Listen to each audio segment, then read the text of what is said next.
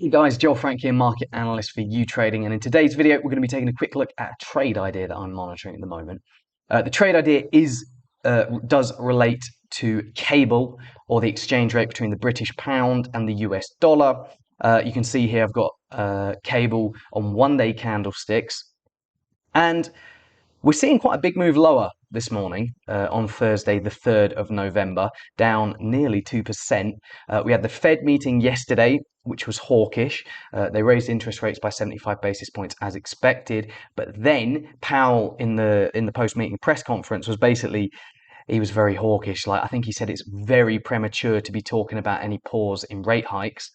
And he basically was talking about how the Fed's still got a lot to do, even though he also said that the Fed is now monitoring the effects that their significant tightening that they've already done is having on the economy. But pretty much the net effect was a hawkish market reaction, and you've got US interest rate futures pricing a peak terminal interest rate now next year of well above 5%. Like, I'm just looking at the June Fed funds future for 2023. That implies a yield of, or that implies an interest rate of 5.15%.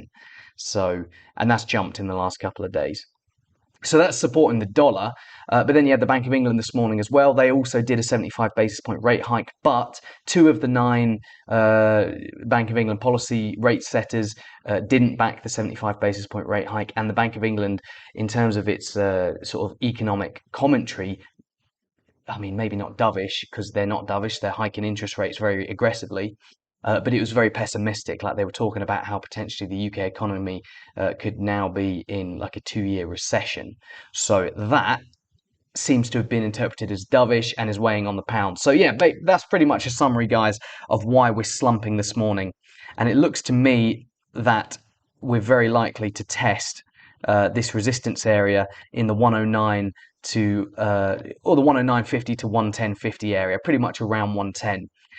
In terms of what we've got coming this week, we've just had US ISM Services PMI, which was a tad weaker than expected, but still robust. So that doesn't really weigh on the dollar. That sort of keeps your bearish short-term trend intact. And then we've got jobs data on Friday. Now, jobs data on Friday could shake things up a little bit, but if this week's jobs data that we've already had, like the ADP numbers, the JOLTS numbers, if those numbers are anything to go by, then Friday's jobs data should be strong. So for me, I think we're probably going to test this 110 area again, perhaps by the end of the week. So what's my trade idea then? Now we've just given a quick overview of what's going on in sterling. Well, I'm thinking we might have missed the boat on this, and we might, in the next couple of weeks, just break down straight through that support area and make some progress back towards these annual lows around, well, in the 103s. But what I'm looking for is to sell any potential rally that we get back to this really nice long-term downtrend that cable is now confirmed to be in. So, you know, the downtrend begins in February. It's very obvious throughout most of the year.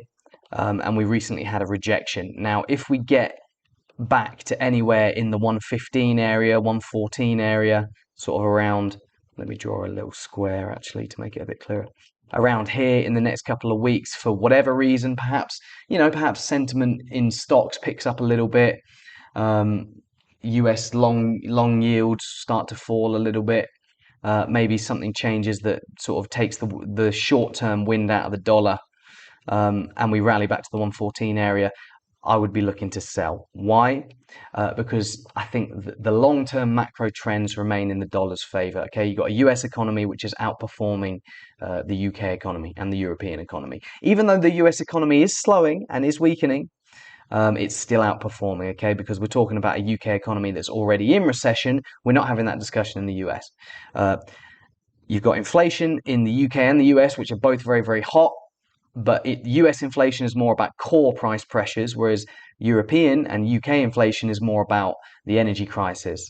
And the net result is that the Fed is probably going to end up being more hawkish than the Bank of England. And as I've just been talking about at the start of this video, we've already seen that sort of divergence in play a little bit in the last 2 days, with the more hawkish Fed and a slightly more dovish Bank of England.